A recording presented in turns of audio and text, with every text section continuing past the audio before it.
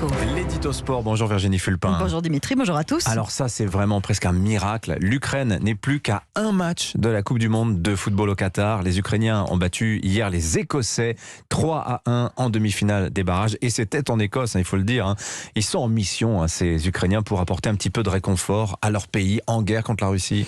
Qu'est-ce qu'une bataille sur un terrain de football à côté de la guerre que mène l'Ukraine pour résister à l'invasion russe? La volonté de se qualifier pour la Coupe du Monde pourrait être une anecdote sans importance dans un pays où le ballon est plus que jamais accessoire. Mais les footballeurs ukrainiens portent au contraire les espoirs de tout un peuple qui veut les voir porter haut les couleurs bleues et jaunes. Ces derniers jours, ils ont reçu des tas de SMS de soldats sur le front leur demandant de leur offrir une qualification pour la Coupe du Monde parce que la bataille se joue à tous les niveaux. Hier soir en Écosse, les Ukrainiens portaient un maillot hautement symbolique avec une carte de l'Ukraine incluant la Crimée et des flocages composés des noms des villes martyrisées depuis le début de la guerre. S'il fallait une preuve de plus que le sport se joue au moins autant dans la tête que dans les jambes, les Ukrainiens nous l'ont apporté hier soir. Entre les attentes de la population et le manque de préparation, cette équipe aurait pu sombrer, mais elle s'est transcendée. Plus de la moitié des titulaires évoluent dans le championnat ukrainien. Ça veut dire qu'ils n'avaient pas disputé le moindre match depuis le mois de décembre. Pas de compétition dans les jambes, pas d'automatisme, mais le sens des responsabilités et une âme de combattant qui vous transforme une équipe promise à l'élimination en équipe en mission.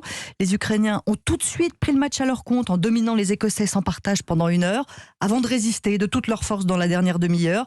Panache et héroïsme, parce que l'Écosse avait prévenu, elle n'allait pas laisser l'Ukraine gagner par charité, et finalement tant mieux. Oui, il n'y a pas eu de cadeau sur le terrain, mais en revanche en tribune, une communion incroyable. Incroyable, les supporters écossais ont été fidèles à leur réputation, celle d'un public remarquable, qui pousse son équipe et qui respecte ses adversaires.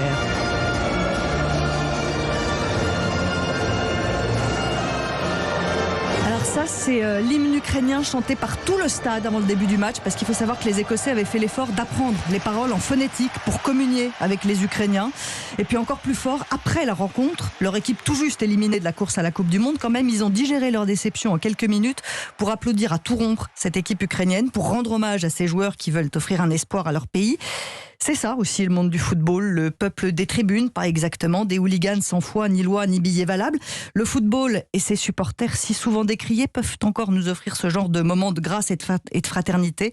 Les Ukrainiens ne sont plus qu'à une marche de la Coupe du Monde. Ils affrontent le Pays de Galles dimanche à Cardiff.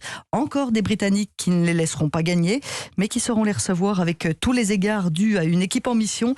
Un peu comme si l'Ukraine participait au football au jubilé de la reine. Effectivement.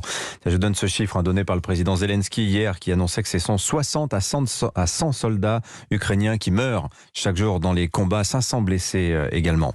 Merci beaucoup Virginie Fulpin, il est 7h24.